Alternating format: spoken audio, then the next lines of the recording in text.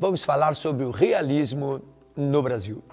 O realismo, ele surge para ir contra o romantismo. O romantismo era uma escola muito forte de poder. E o romantismo, ele tem subjetivismo, sentimentalismo. Surgem então algumas teorias científicas, a saber, determinismo, evolucionismo, positivismo, marxismo, socialismo, darwinismo. Junto com essas teorias científicas, soma-se a segunda revolução industrial, o mecanicismo, o automatismo. Portanto, teorias científicas mais a segunda revolução industrial vai ocasionar o quê? O surgimento das escolas materialistas. Materialistas de objetivismo, racionalismo e ateísmo. Escolas materialistas, realismo, naturalismo e parnasianismo. Realismo e naturalismo surgem para ir contra o romantismo, a prosa do romantismo. E o parnasianismo surge para ir contra a poesia, porque realismo e naturalismo é prosa, parnasianismo é poesia. Chegando no realismo. Característica, o realismo inicia em 1881 com Memórias Póstumas de Brás Cubas, de Machado de Assis. Características interessantes do realismo. Objetivismo. Repare que são características que vão contra o romantismo. Por que o realista prima pelo objetivismo? Porque o romântico primava pelo subjetivismo.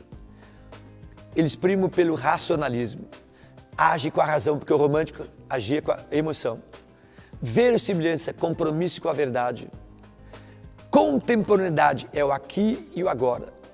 Nós temos aí depois a análise psicológica. Lentidão narrativa, chegando até pelo gosto, pelo detalhe. Linguagem muito bem trabalhada e observação. O que é observação? O realista, ele observa a realidade, ele apreende a realidade e ele escreve exatamente aquilo que a realidade tem a dizer. Portanto, ele é como se fosse um fotógrafo dessa realidade. Chegamos então no principal escritor do realismo, que é Machado de Assis. Se vocês repararem, ele tem duas fases literárias. A primeira fase romântica, tão romântica quanto todos os românticos que já se estudou. A primeira fase romântica, ele tem poesia, conto e romance. Poesia, Falê nas Crisadas Americanas. Contos, Histórias da Meia-Noite, Contos Fluminenses. Romances, Ressurreição, A Mão à Luva, Helena, Yaya Garcia. Nessa primeira fase, nós encontramos um quê de convencionalismo, de conformismo, esquematismo psicológico e personagens planos.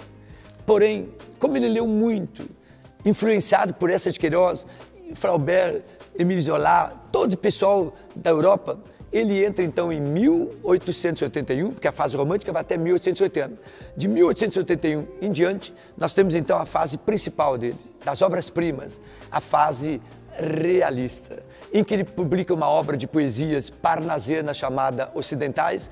Os principais contos que nós conhecemos, Missa do Galo, Cartomante, O Alienista, Enfermeiro, tudo da segunda fase realista, e as obras dele, sem dúvida alguma, que é Memórias Póstumas de Brás Cubas, Quincas Borba, Dom Casmurro, Esaú Jacó e Memorial de Aires. Repare que nessa segunda fase temos como característica a análise crítica da burguesia carioca, o desprezo por algumas instituições, a análise psicológica em profundidade e principalmente ironia e pessimismo.